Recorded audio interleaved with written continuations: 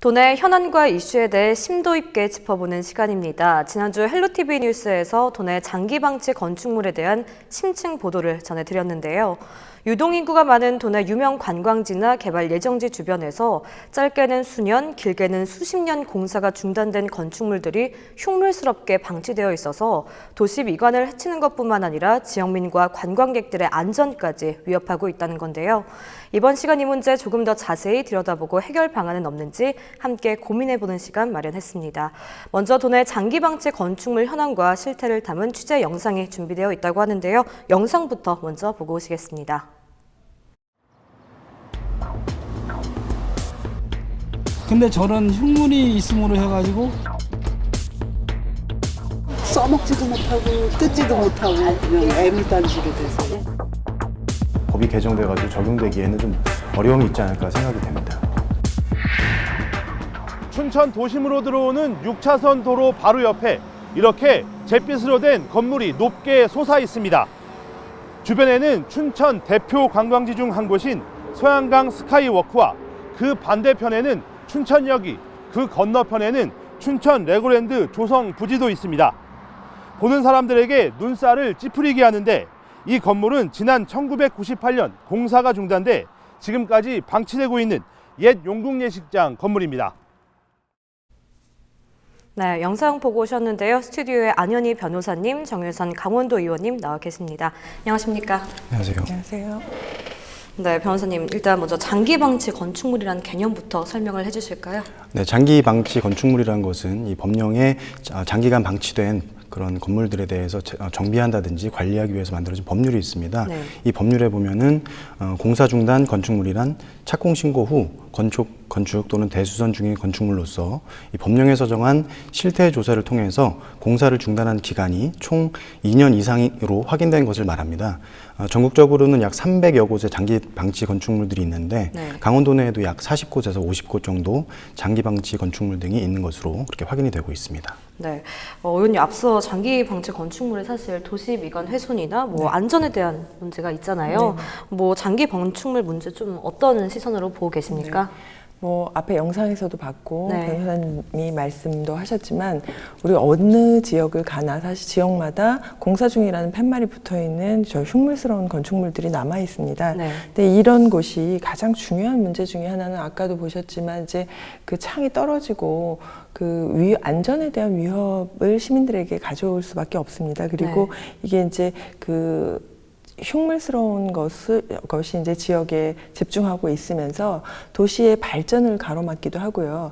또 그리고 이제 이 부분들이 보면 이제 청소년들이 모여서 청소년들이 일탈의 장소가 되기도 하고 그래서 이제 어쨌든 저런 건축물들이 남아 있는 곳은 지역의 개발이 좀 미뤄지고 도시에서 환경에 대한 오염이나 안전에 대한 위험의 요소로 작용하고 있습니다. 네, 문제점을 좀 짚어주셨는데 방금 영상으로 본 것처럼 사실 현재 도내 장기 방치 건축물의 실태 좀 정확히 얼마나 심각한 정도인가요? 네, 강원도 내 장기 방치 건축물의 숫자를 보면 49개로 나와 있습니다. 지금 강원도에서 파악하고 있는 것은 2018년 12월 기준으로 봤을 때 평창이 7개로 가장 많고요. 그 다음에 뒤를 이어서 원주가 6개, 춘천이 5개소를 이루고 있습니다.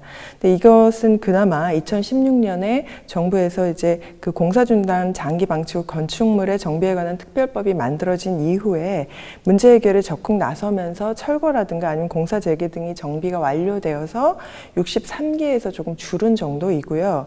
근데 원주만 보더라도 가장 오래된 그 장기 방치 건축물로는 명륜동에 있는 모 백화점 자리, 신축 공사장 자리고요. 이게 1995년에 그 공사 허가를 받아서 공사에 돌입했는데 1997년 1월부터 지금 그 자금 부족으로 공사가 중단된 상태입니다. 그리고 원주 태장동의 근린생활시설 역시 1996년에 허가를 받았는데 98년 6월부터 244개월 가까이 장기간 공사가 중단된 상태고요.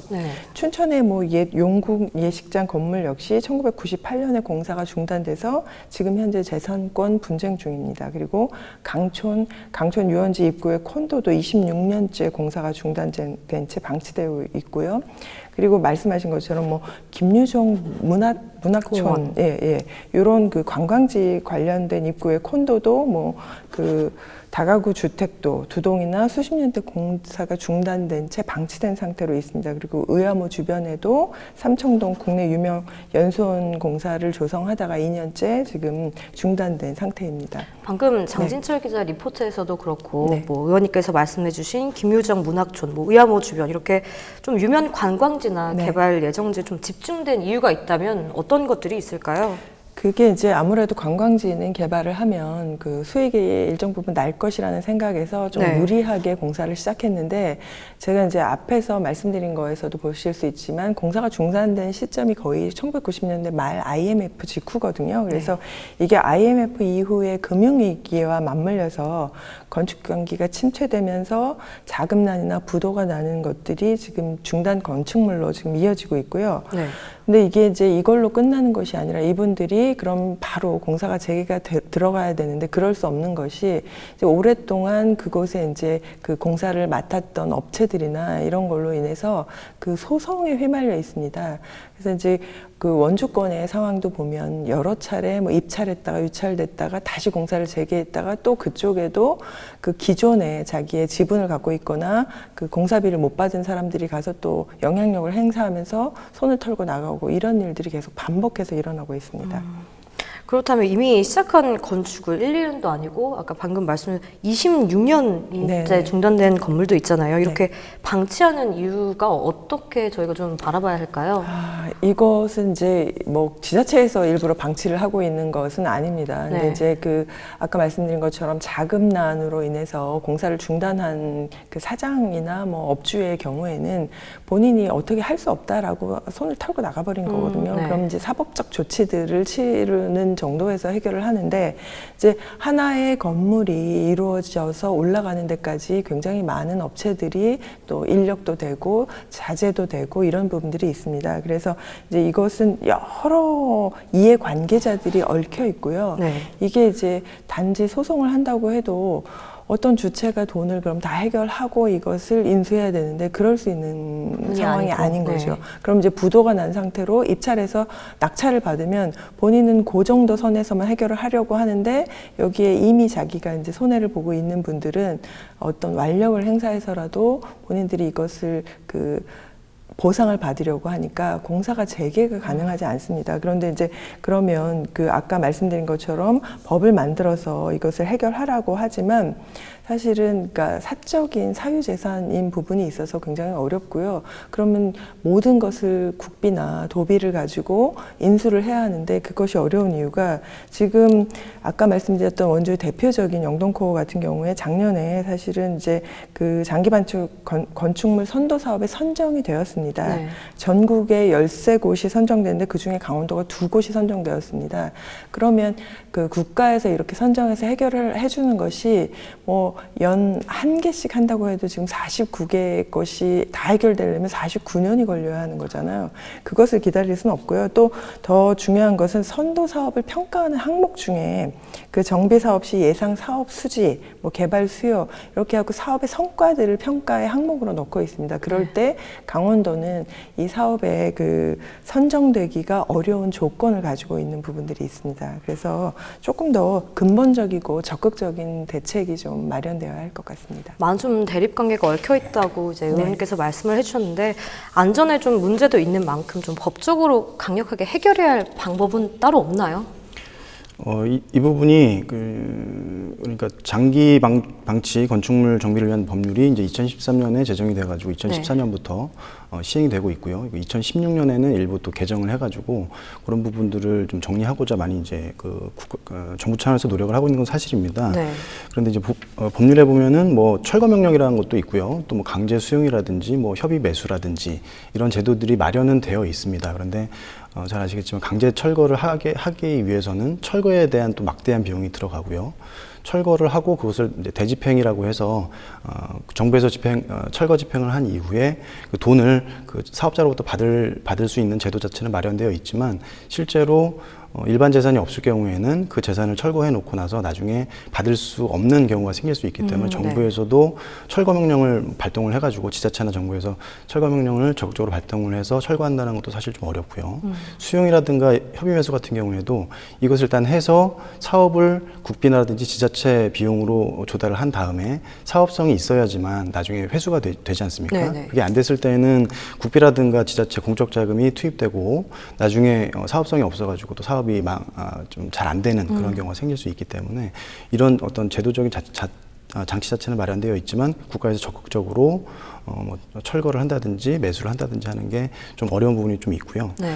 그래서 선도 아까 의원님께서 말씀하셨지만 선도 사업을 통해서 뭐 일정 부분은 뭐 세제라든지 이런 부분에서 혜택도 주고 또 분쟁도 중간에서 좀 조정을 하고 일정 부분은 좀 비용을 좀 조달을 해서 그런 비용으로 그 사업자라든지 주체들이 좀 정상적으로 원상 회복을 통해 가지고 완공을 한 이후에 사업을 할 수 있도록 하는 이제 그런 제도를 이제 마련을 하고 있는데 이 역시 비용이 들어가는 문제가 있고 사업성이 있느냐 여기에 대한 또 문제가 있기 때문에 실제로 많은 건물들이 이 사업에 선정되기는 좀 어려운 부분이 좀 있습니다. 좀 법적의 한계를 말씀을 해주셨는데 사실 이렇게 오랜 세월 이제 방치가 되면 앞서 언급한 것처럼 미관이나 안전 문제 외에도 우려될 사항들이 참 많을 것 같은데 어떤 것들이 있을까요? 그러니까 좀 암울한 얘기인데요. 네. 이것이 이런 문제가 발생하는 것 자체가 경기가 이제 호황이었을 때, 부동산 경기가 호황이었을 때 많은 건축물들이 이제 시작을 합니다. 시작을 하는데 경기가 안 좋아지면서 부동산 경기가 안 좋아지면서 결국에는 완공을 하지 못하고 방치되는 부분이 있습니다. 그래서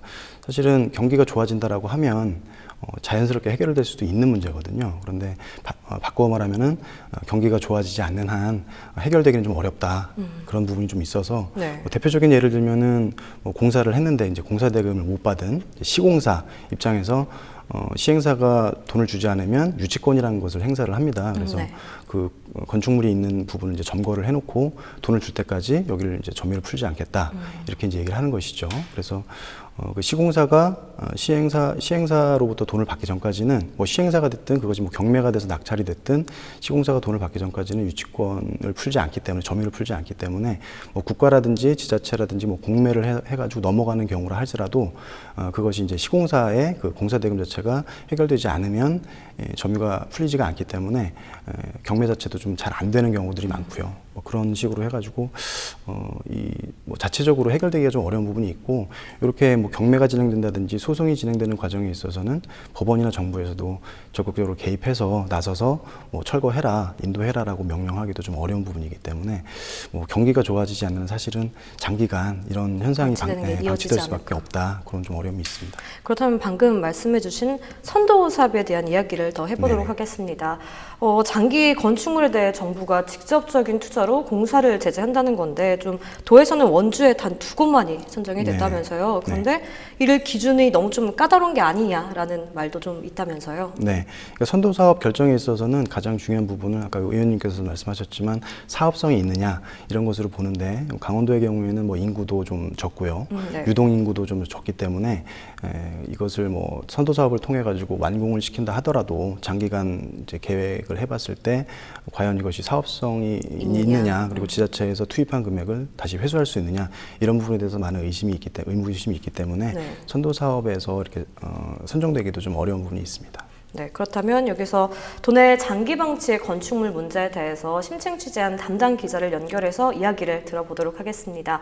네, 장진철 기자 전화 연결되어 있나요? 네, 연결됐습니다. 네, 도내 장기 방치 건축물에 대한 심층 취재를 하셨잖아요. 장기 방치 건축물 현장 직접 찾아가 보니까 상황이 좀 어떻던가요?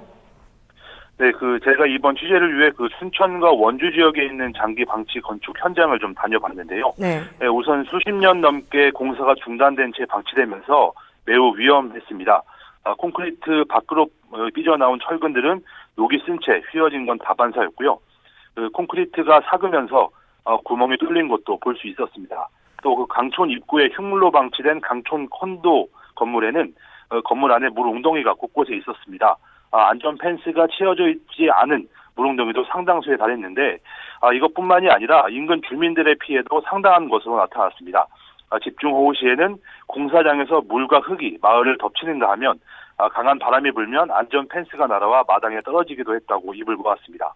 더 큰 문제는 주요 관광지마다 이런 유령 건축물이 있다 보니 관광지 이미지를 먹칠하고 있다고 있는 데 있습니다.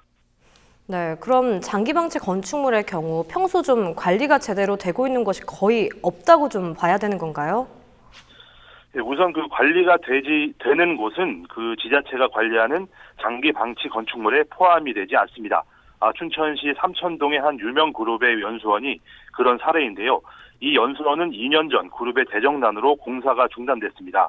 하지만 다행인 건 공사장 관리자가 있어 출입이 철저히 통제되고 있습니다. 이렇게 공사장 관리자가 있거나 공사 재개 가능성이 있는 장기방치 건축물은 지자체 관리 대상이 아닙니다. 이외에 장기방치 건축물은 안전에 그대로 노출되어 있는데요. 춘천시 근하동의 옛 용궁예식장 건물은 수년 전에 노숙자가 지하에서 숙박을 하다가 집중호우로 불어난 물로 인해 좀 숨지는 사고도 발생했습니다. 또한 건물이 관리가 안 된 채 오래되다 보니 대부분의 건물이 매우 낡았습니다. 그 안전점검 결과 그 사용이 불가능한 D등급을 받은 건물도 상당수에 달하는 것으로 나타났습니다. 펜스가 쳐져 있다고는 하지만 건물이 주민 안전을 위협하고 있는 상황입니다. 네, 그렇다면 장기방치 건축물에 대한 해당 지자체 입장은 좀 어떻던가요? 그 지자체들도 답답한 상황입니다. 우선 건축물이 그 건축주와 땅 주인 그리고 건설사 간의 재산권 소송이 진행 중인데요. 이 민사 소송이 진행 중인 겁니다. 재산권에 대한 민사 소송이다 보니 작은 정보가 자칫하면 누군가에게 큰 손해가 될 수 있습니다. 이런 이유로 지자체의 소송에 대한 정보를 제공하지 않고 있는 건데요. 결국 지자체도 바라볼 수밖에 없는 상황입니다. 이 사유재산에 대한 공권력 간섭이 어려운 상황이 계속되면서 장기방치 건축물 문제는 해결의 실마리가 풀리지 않는 가장 큰 이유로 보여집니다. 결국 저도 이런 이유로 취재를 하면서 이 명확한 해결 방안을 제시하지 못해 아쉬움이 좀 컸습니다. 네, 지금까지 도내 장기방치 건축물에 대해 심층 취재한 장진철 기자였습니다. 네, 해당 지자체에서도 토지나 건축물 사유재산인 만큼 적극적인 자세를 취하기 참 쉽지 않은 상황인 것 같은데요. 결국 피해는 오롯이 인근 지역민들의 몫이 아닐까라는 생각이 좀 듭니다. 이 문제에 어떻게 좀 접근하고 우리가 해결을 해야 할까요, 의원님? 그러게요. 이게 뾰족한 방법이 있었으면 이제 아마 그러니까 이미 다 해결이 되었을 텐데 장기 방치될 수밖에 없는 여러 가지 요인들은 이미 앞에서 다 말씀을 해주셨고요. 근데 이제 문제는 이게 이제 2년에서부터 이제 시작되는데 20년 이상 되면 사실은 지금 장기 방치된 건축물들을 다시 재건축으로 할 수가 없어서 다 철거를 해야 되는 상황들이 발생을 합니다. 그러면 철거하는데 또 막대한 비용이 들어가기 때문에 철거 단계까지 가기 전에 조금 빠르게 좀 해소할 필요들이 있고, 그래서 이제 아까 말씀드린 것처럼 그 정부에서 좀 적극적으로 분쟁 해결에 나서고 지원을 좀 할 방향을 찾아야 할 것이고요. 네. 그 경기가 살아나지 않으면 해결이 안 되는 이 부분을 그냥 계속 방치해 둘 것인가, 이게 지역의 안전을 위협하고 뭐 지역 주민들의 불만의 대상이 계속 되어 오기 때문에, 그러면 이것을 도나 시에서 어떻게 적극적으로 도민과 시민들에게 유용한 그 시설물로 바꿀 수 있는 방법이 없을까에 대한 고민을 좀 해보셨으면 좋겠습니다. 그래서 이런 부분들은 뭐 국비와 도비와 시비가 같이 매칭되는 방향의 뭐 기금을 조성한다든가 해서 좀 다른 방향으로 틀어서 이것을 공적인 공간으로 이용할 수 있도록 해야 하는데, 이걸 계속 사유재산으로만 방치해버리면 이것에 대한 답은 좀 없을 것이라고 생각합니다. 그래서 네. 더 큰 사고가 나기 전에 빨리 좀 수습할 필요가 있어 보입니다. 변호사님은 어떻게 좀 접근을 해나가야 할까요? 저는 이제 그 장기방치 건축물이 좀 생기기 이전에 그 상황을 좀 생각해 볼 필요가 있을 것 같은데요. 네. 일단 그 건축을 시작하기 전에 그 사업 주체 입장에서는 이것이 뭐 과연 채산성이 있는지 사업성이 있는지 잘 따져서 이렇게 혹시라도 사업을 해다가 망해가지고 장기 방치 건축물이 되지 않도록 하는 그런 어떤 사전 자세가 좀 필요하다 생각이 되고, 그런 그 투자를 하시는 입장, 또 뭐 분양을 받는 일반 시민들 입장에서도 이것이 채산성이 있는지 이런 부분들을 좀 잘 따져서 미연에 이런 부분들이 좀 생기지 않도록 하는 자세도 좀 필요하다 생각되고, 허가권을 가지고 있는 지자체나 이런 부분에 있어서도 물론 뭐 법적으로 하자가 없으면 허가는 내줘야 되겠죠. 하지만 이런 사업성이라든가 이런 좀 잘 따져서 허가를 내주는 데 있어서도 좀 그 부분을 관리를 해주셨으면 좋겠고, 그리고 중도에 사업 그 주체들이 중도에 어떤 불법 행위라든가 이런 걸 통해 가지고 사업이 자초되는 일이 없도록 잘 관리를 해주셨으면 하는 그런 바람입니다. 네, 헬로 이슈토크 오늘은 도내 흉물스러운 장기 방치 건축물 해결 방안에 대해서 이야기 나눠봤습니다. 지금까지 정유선 도의원님, 안현희 변호사님과 이야기 나눠봤습니다. 두 분 오늘 말씀 감사합니다. 감사합니다.